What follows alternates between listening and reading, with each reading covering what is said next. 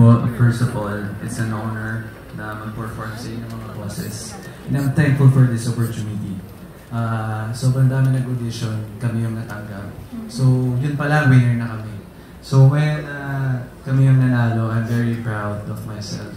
Kasi ever since I was a kid, pangarap ko talaga to.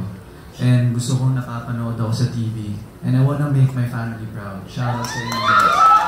And I wanna showcase my talent.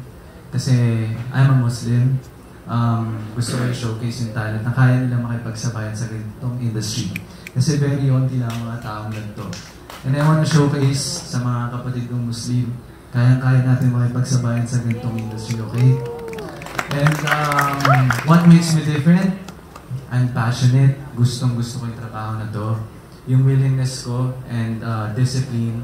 I want to grow sa industry na to, I want to improve. And ayun, sana manalo. Pero if matalo, okay lang din naman.